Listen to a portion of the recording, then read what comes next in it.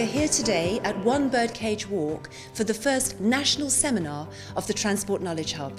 The Hub uniquely brings together local enterprise partnerships, local and central government and the transport community to encourage investments which will facilitate inclusive and sustainable economic growth.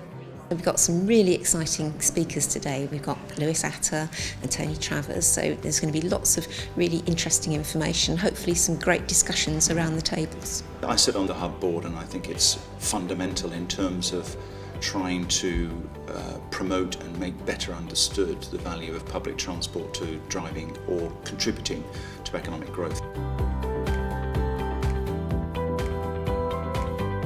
Welcome to this Transport Knowledge Hub event. The Transport Knowledge Hub is jointly funded by Greener Journeys and the Department for Transport.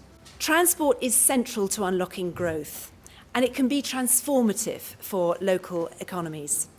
We know, for example, that investment in local bus infrastructure can deliver more than £8 of net economic benefit for every £1 invested. This morning, my role is really to explain why the next two presentations matter so much. There is a relationship between connectivity and productivity. We might get half the 33% productivity target overall for the North if we got about a 300% increase in connectivity.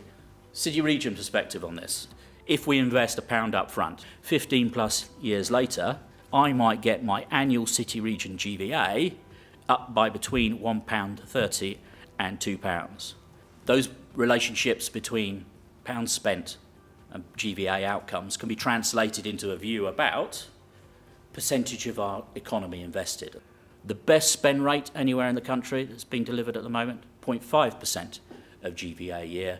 I think we should be planning in terms of about 1% a year. So we've clearly got to do better than that. This question of land value capture out of transport schemes, not just does it exist, but also can you, that last word of the three, can you actually capture it and use it? I think there are two market failures and a tax failure behind this. We don't actually charge for public transport what some people are prepared to pay. Clearly, in a city like London, indeed in most areas, as people value being near the new transport, that value feeds into the existing property market and people are prepared to pay a premium to be near that new transport. And then the third thing is, in the UK, the links between existing property and the tax system, particularly on the residential property side, are relatively weak. It's taxed if there's a transaction, it's taxed if somebody dies, and that's about it. I'm going to talk about trying to quantify land value uplift. So I'm going to go through some of the case studies that we looked at. So the first one is the Jubilee Line extension. The uplift in values around the stations was greater than the control areas. Next example, DLR extension to Woolwich Arsenal. Overall, there is evidence of an uplift in value. There's two local factors that will influence the uplift.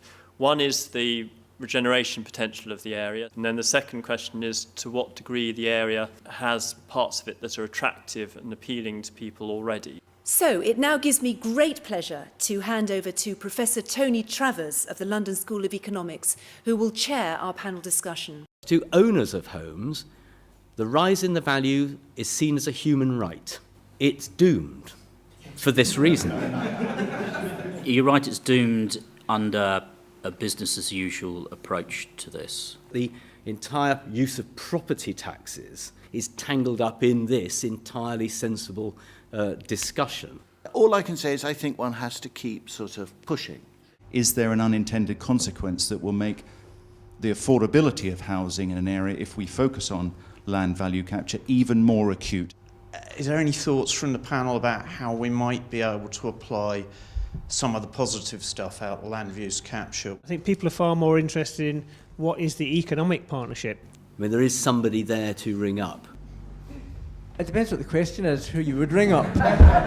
How does the North help pay for what is described as regional infrastructure, but actually is possibly national infrastructure? I think that's still quite a good model for maybe we can learn from for the future. I just want to say an absolutely huge thank you to all of you for coming. This has been a brilliant morning, but also a very, very special thank you for our speakers again.